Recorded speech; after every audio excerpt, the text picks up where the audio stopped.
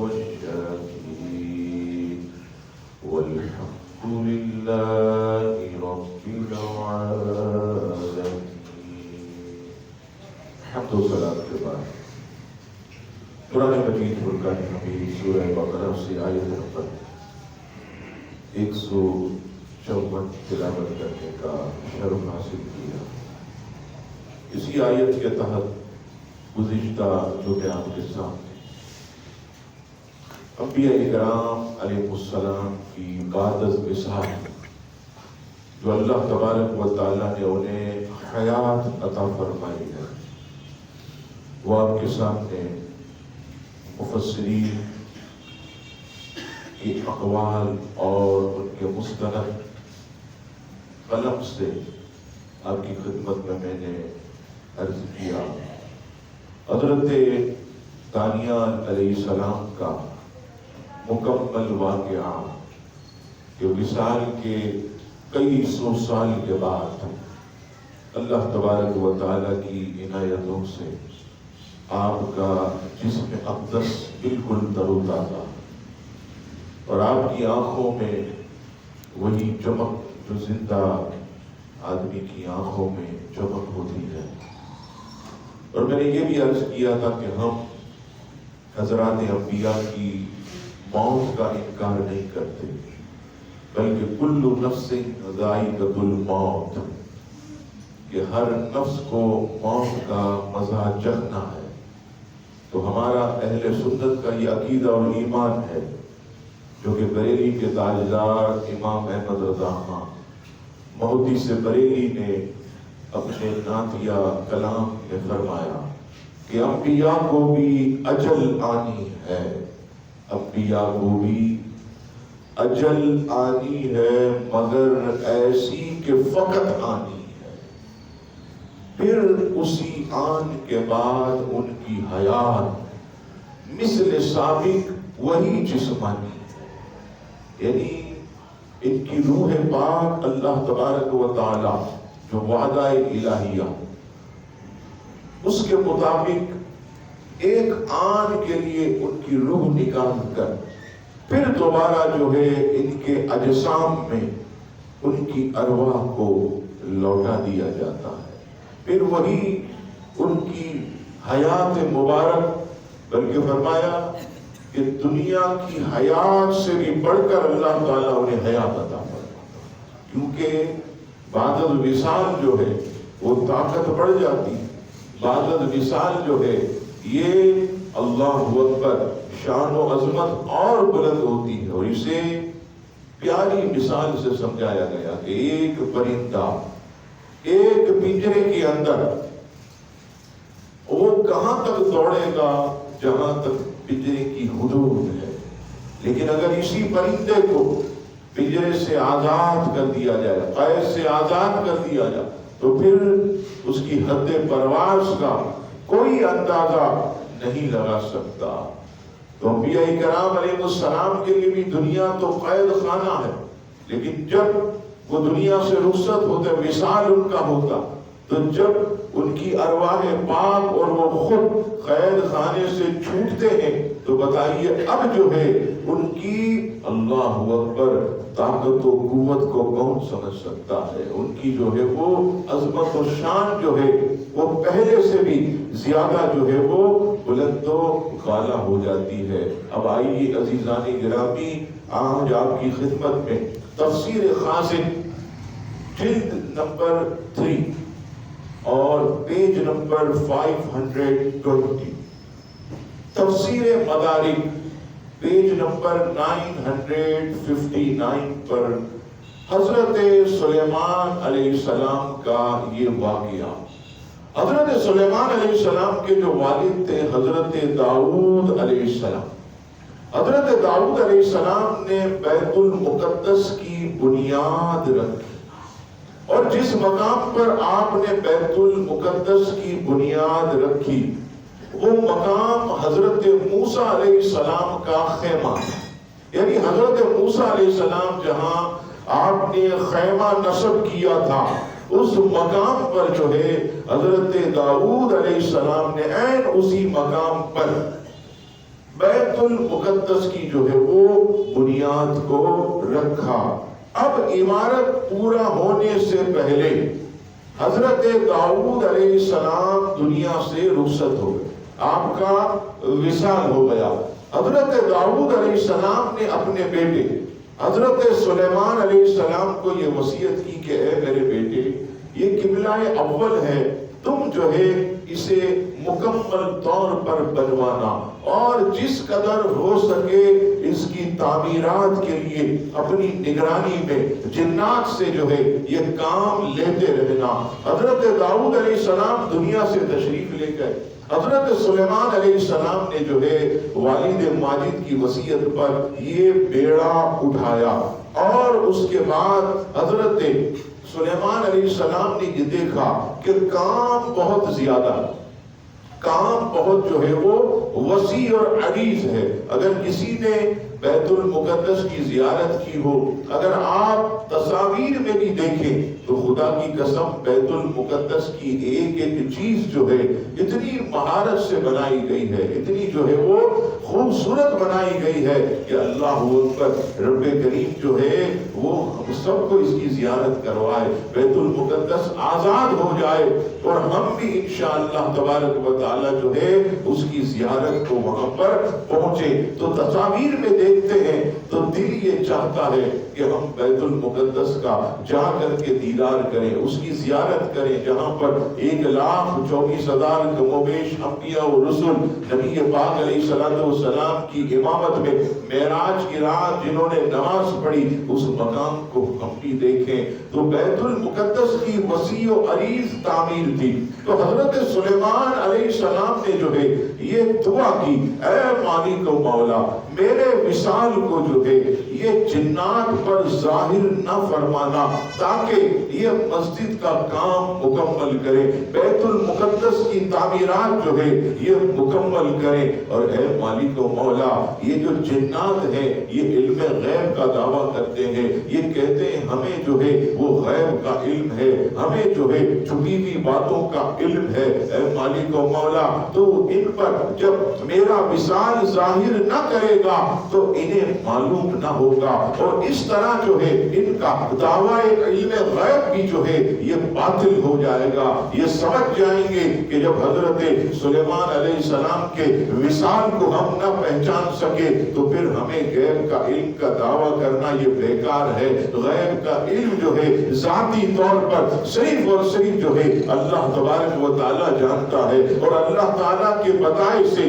اس کے محبوب صلی اللہ تعالیٰ علیہ وسلم اور انبیاء کرام علیہ السلام اور اللہ کے نیک بندے جو ہے یہ غیب کا علم رکھتے ہیں، لیکن اللہ کی عطا سے ذاتی علم غیب جو ہے یہ صرف اور صرف جو ہے اللہ تبارک و تعالیٰ کو حاصل ہے۔ چونکہ جنات جو ہے یہ دعویٰ کرتے ہیں کہ ہمارے پاس غیب کا علم ہے، تو ان کا گھمنڈ توڑنا تھا، ان کے دعوے کو جو ہے یہ باطل قرار دلوانا تھا۔ اس لیے حضرت سلیمان علیہ السلام نے جو ہے یہ دعا کی۔ اب حضرت سلیمان علیہ السلام کیا کرتے، روزانہ جو ہے بیت المقدس کی محراب میں جہاں پر نماز پڑھی جاتی ہے وہاں پر ایسے اپنا عصا لیے ٹیک لگائے آپ ایسے کھڑے ہو جاتے، اور آپ ایسے کھڑے کیا ہوتے، آپ کا جلال، آپ کا جو ہے وہ کمال اتنا اعلیٰ تھا کہ جنات جو ہے اپنی اپنی تعمیرات میں جو ہے یہ مصروف رہتے، اپنے اپنے کاموں میں لگے رہتے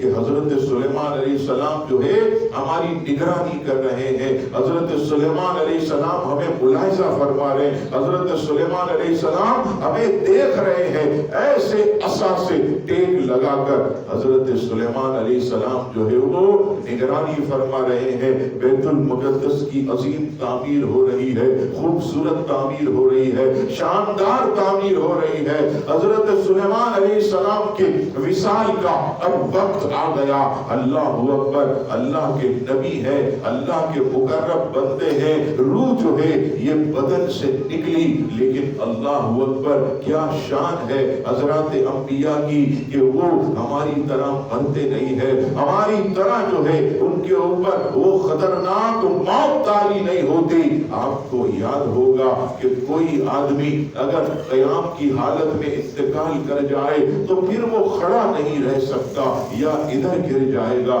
یا ادھر گر جائے گا۔ اگر میں اور آپ جیسے بیٹھے ہوئے ہیں اور اگر ہمیں موت آ گئی تو یہاں لڑک جائیں گے یا یہاں لڑک جائیں گے، کیونکہ انسان کے بدن سے جب روح نکلتی ہے تو انسان کا جسم یہ بے جان ہو جاتا ہے، وہ ہر چیز جو ہے وہ چھوڑ دیتا ہے، اس لیے یا تو ادھر گرتا ہے یا ادھر گرتا ہے۔ ہونا تو یہ چاہیے کہ حضرت سلیمان علیہ السلام وصال کے بعد کہیں یہاں پر زمین پر تشریف لے آتے یا یہاں پر زمین پر تشریف لے آتے، لیکن خدا کی قسم جنات دیکھ رہے ہیں حضرت سلیمان علیہ السلام وصال کے بعد بھی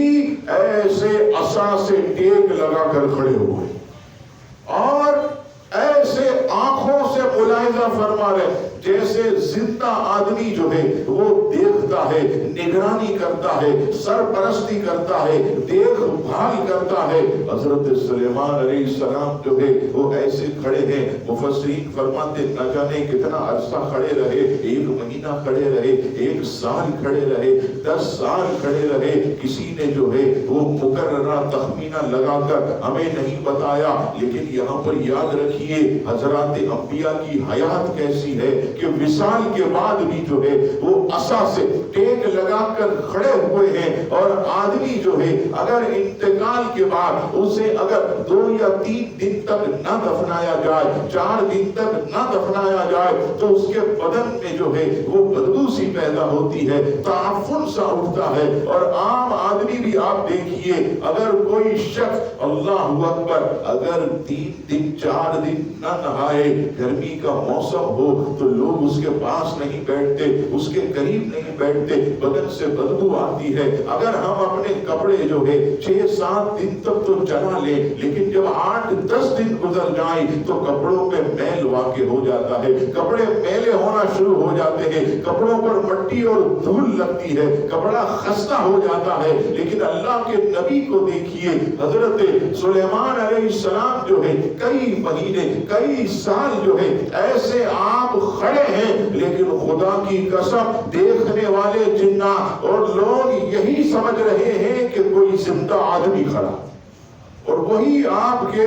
بدن کے اندر تازگی، کوئی بو نہیں آ رہی۔ اور کمال دیکھیے اللہ کے نبی سے جس چیز کو نسبت ہو جائے، اس کے جسم سے کسی چیز کو اگر نسبت ہو جائے اس کی بھی شان دیکھیے۔ حضرت سلیمان علیہ السلام نے جو لباس پہنا تھا، خدا کی قسم مفسرین فرماتے ہیں کہ وہ لباس جو ہے ایسے لگ رہا تھا مہینے سالوں کے بعد بھی جیسے حضرت سلیمان علیہ السلام نے آج ہی نیا جوڑا پہنا ہوا ہے، ایسا حسین لگ رہا تھا، ایسا پیارا لگ رہا تھا، ایسا ہی صاف اور ستھرا اور اجلا لگ رہا تھا۔ حضرت سلیمان علیہ السلام ایسے کھڑے ہیں۔ اب آپ جانتے ہیں کہ رب کریم جو ہے ایک وقت تک جو ہے اپنی حکمتیں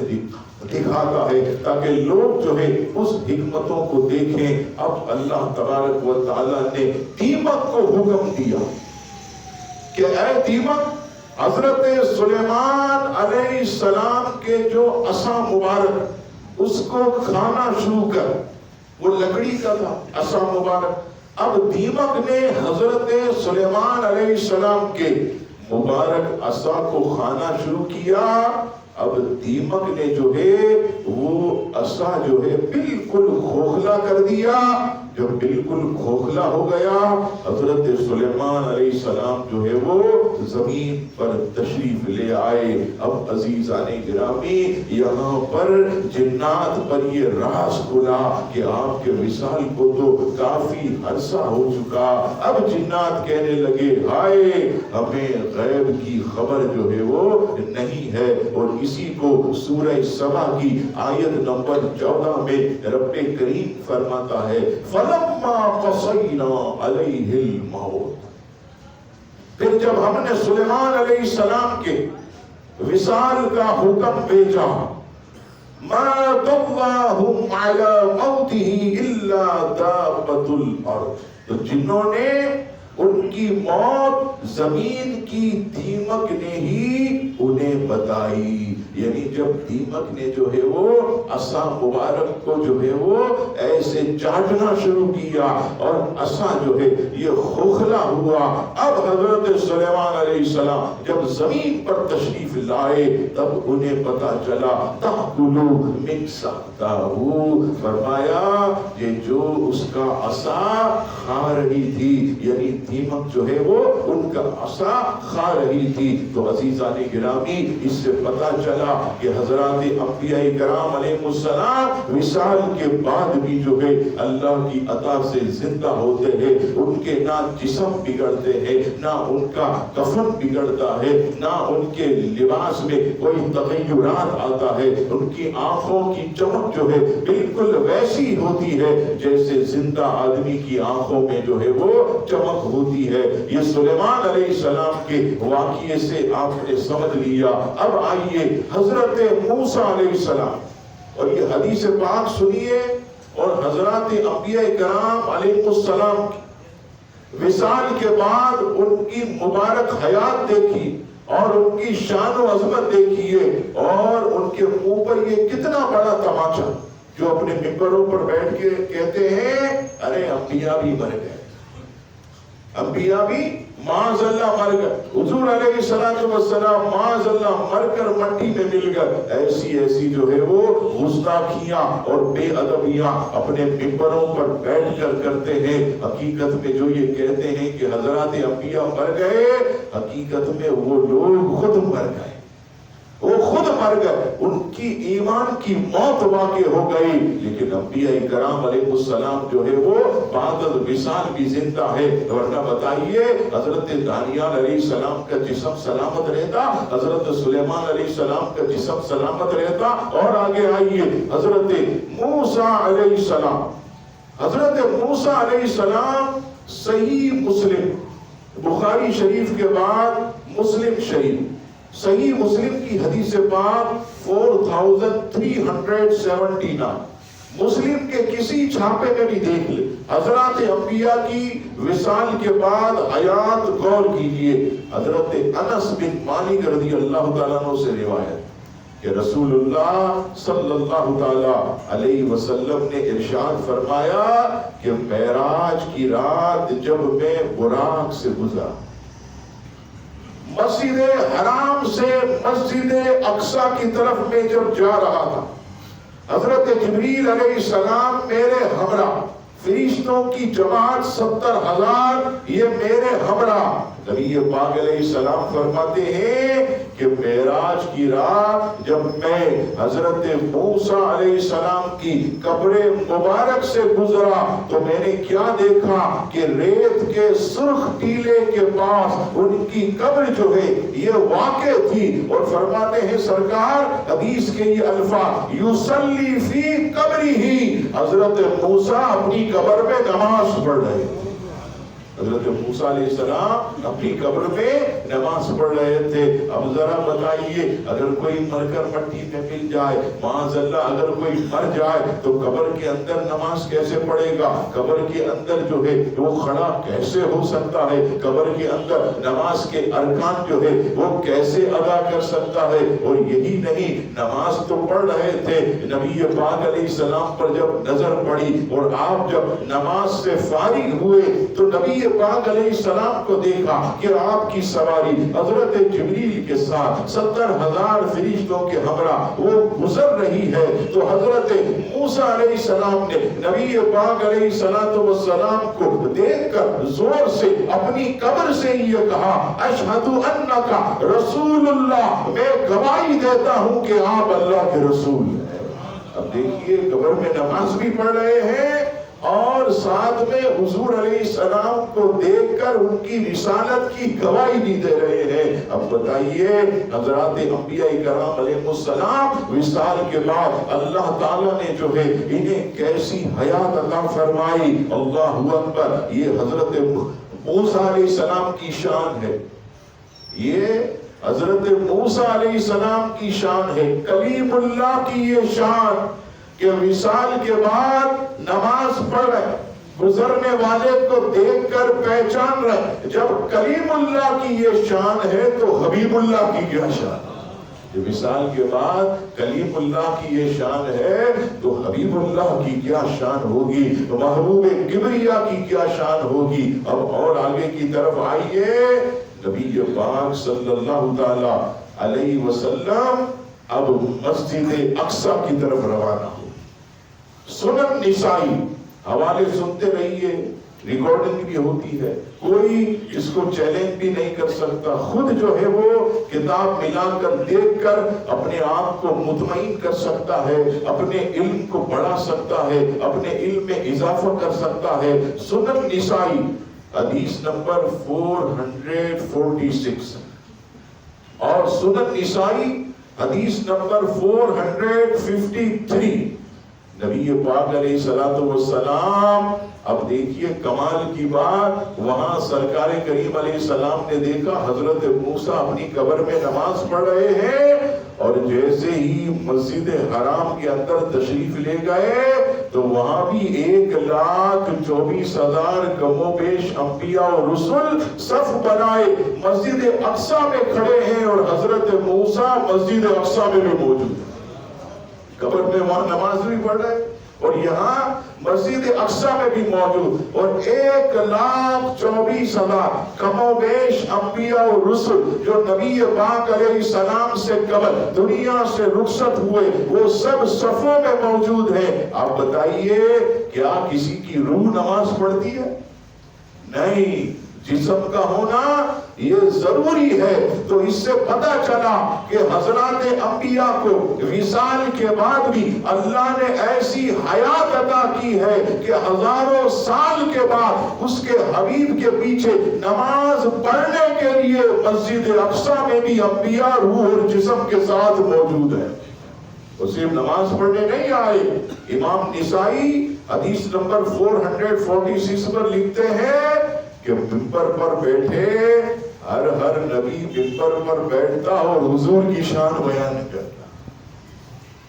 ہر نبی ممبر پر بیٹھتا، حضرت آدم علیہ السلام، حضرت ابراہیم، حضرت سلیمان، حضرت یوسف، حضرت عیسیٰ، حضرت موسیٰ باری باری آتے اور خطبہ ارشاد فرماتے، اللہ تبارک و تعالیٰ کی حمد و ثنا بیان کرتے، اور اس کے بعد نبی پاک علیہ السلام کی عظمت و شان بیان کرتے۔ یوں سمجھ لیں کہ حضور علیہ السلام کی نعت پاک پڑھا کرتے تھے، حضور کی عظمت کے ڈنکے بجایا کرتے۔ اچھا اب آپ نے سمجھ لیا،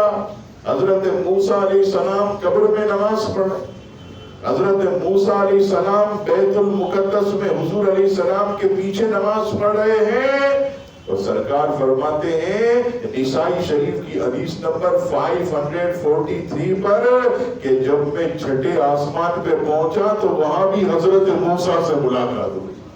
حضرات انبیاء ایک وقت میں وصال کے بعد کتنی جگہوں پر ہوتے ہیں، اللہ نے انہیں کتنا اختیار دیا ہے، اللہ تعالیٰ نے بعد الوصال انہیں جو ہے کتنی بلندی عطا فرمائی۔ اور یہی نہیں، نسائی کی حدیث پاک 453 پر سرکار فرماتے ہیں کہ حضرت آدم علیہ السلام نے میرے پیچھے جو ہے بیت المقدس میں نماز بھی پڑھی، اور جب میں پہلے آسمان پر پہنچا تو پہلے آسمان پر حضرت آدم نے میرا استقبال بھی فرمایا، مجھ سے معانقہ کیا، اور فرماتے دوسرے آسمان پر حضرت عیسیٰ علیہ السلام اور حضرت یحییٰ علیہ السلام نے مجھ سے ملاقات کی، تیسرے آسمان پر حضرت یوسف علیہ السلام نے ملاقات کی، چوتھے آسمان پر حضرت ہارون علیہ السلام نے ملاقات کی، پانچویں آسمان پر حضرت ادریس علیہ السلام نے ملاقات کی، چھٹے آسمان پر حضرت موسیٰ علیہ السلام نے ملاقات کی، اور ساتویں آسمان پر حضرت ابراہیم علیہ السلام میرے استقبال کے لیے کھڑے۔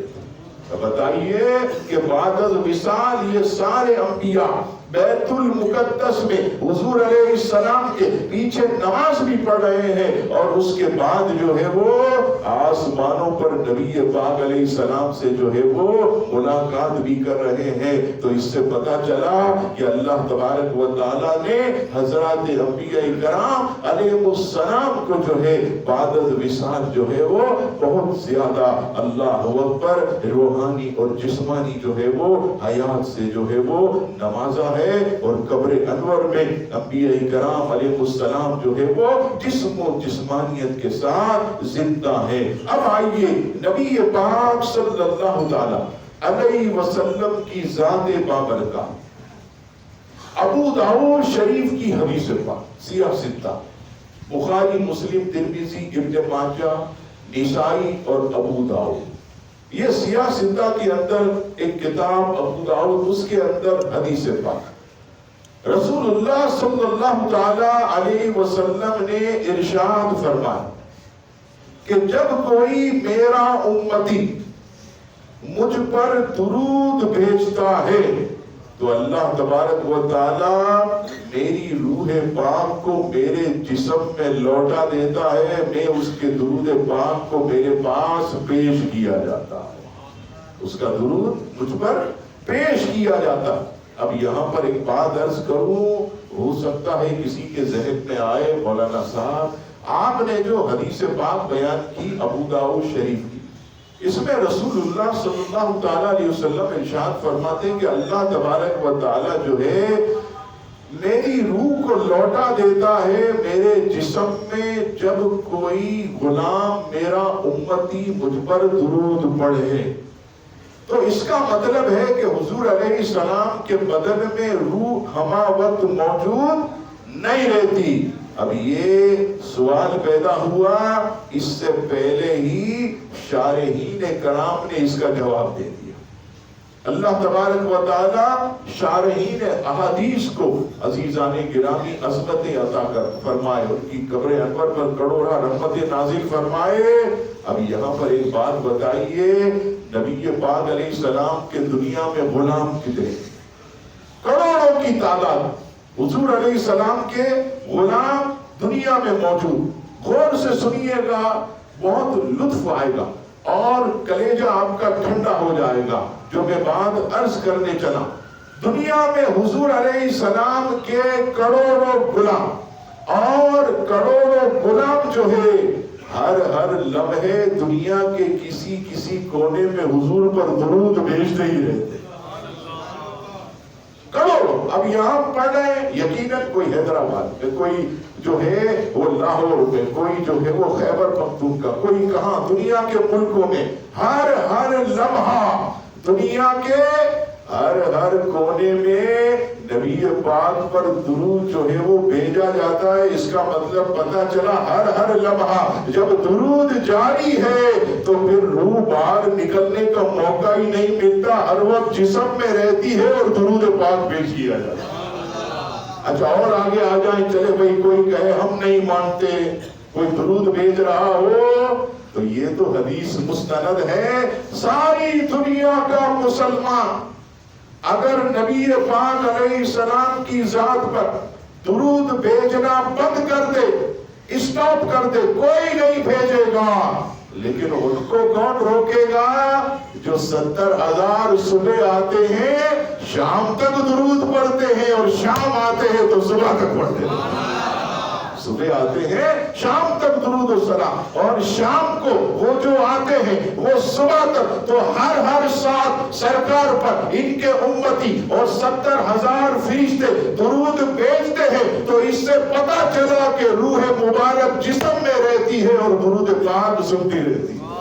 اور سلام بھیجتا ہے تو اس کا جو ہے وہ روح مبارک جو ہے وہ جواب بھی دیتی ہے۔ اب آئیے عزیزان گرامی، جیسا کہ میں نے عرض کیا کہ حضرات انبیاء وصال کے بعد بھی اپنی قبر انور سے تصرفات فرماتے، اور اپنی قبور سے آپ اللہ کے اذن سے جب چاہیں، جہاں چاہیں، جس وقت چاہیں تشریف لے جا سکتے ہیں. جیسا کہ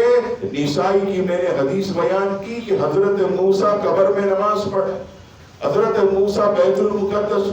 حضرت موسیٰ چھٹے آسمان پر حضور سے ملاقات کر رہے ہیں. مختلف جگہ پر بھی اسی طرح حضور علیہ السلام کو اللہ نے ان سے بڑھ کر شان عطا کی. اور یہی ترمذی شریف کی حدیث پاک. ترمذی شریف بھی سیاہ ستہ کے اندر مایہ ناز کتاب ام المومنین حضرت ام سلمہ رضی اللہ تعالی عنہا فرماتی ہیں کہ میں نے نبی پاک علیہ السلام کو خواب میں دیکھا، چہرہ انور گرد آلود، پریشان نورانی چہرہ. میں نے عرض کی یا رسول اللہ یہ چہرے پر پریشانی کے آثار کیسے، آپ کی داڑھی پر گرد و غبار کیسا؟ نبی پاک علیہ السلام فرماتے ام سلمہ میرے بیٹے حسین کو شہید کر دیا گیا ہے، ابھی ابھی کربلا سے آ رہا ہوں. اب دیکھیے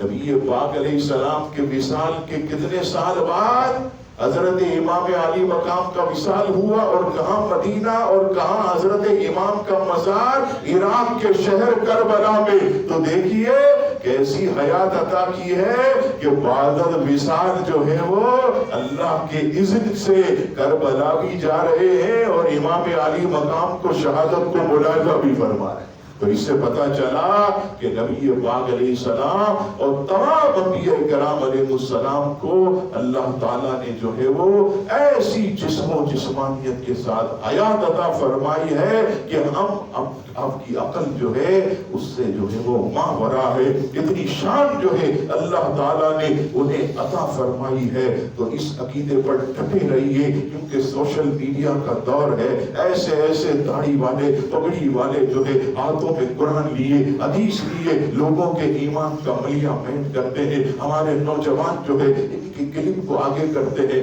سنی علماء کے کلپ آئیں گے سننا بھی گوارا نہیں کریں گے، لیکن جب ان کے کلپ ہوتے ہیں بھیجتے ہیں ارے تم نے سنا اس نے کیا کہا، تم نے سنا اس نے کیا کہا. اب یہ کرتے کرتے ان کی جو ہے وہ ریٹنگ بڑھتی بڑھتی بڑھتی لاکھوں میں پہنچ جاتی ہے. نہیں میرے سنی مسلمانوں یہ گمراہ ہے، یہ گمراہ گر ہے، یہ گمراہ کرتے ہیں، ان سے بچیں اور دوسروں کو بھی بچائیں. وہ یہ بیٹھ کر کہتے ہیں ارے انبیاء یہ تو مر گئے، یہ تو معاذ اللہ مٹی میں مل گئے، ارے یہ ظالم ہے، انہیں علم نہیں ہے. کتنے دلائل کے ساتھ میں نے آپ کے سامنے 2 جمعوں میں یہ بات آپ کے سامنے رکھی کہ حضرات انبیاء کی حیات یہ وصال کے بعد بھی جو ہے وہ عظمت والی ہے، شان والی ہے. اللہ کی عطا سے وہ زندہ ہے، اللہ کی عطا سے جو ہے یہ تصرفات بھی فرماتے ہیں. تو اس عقیدے کو مضبوطی سے جو ہے وہ تھامے رہیے. اللہ تعالی ہم سب کو اسی عقیدے پر زندہ رکھے اور اسی پر ہمیں موت عطا فرمائے.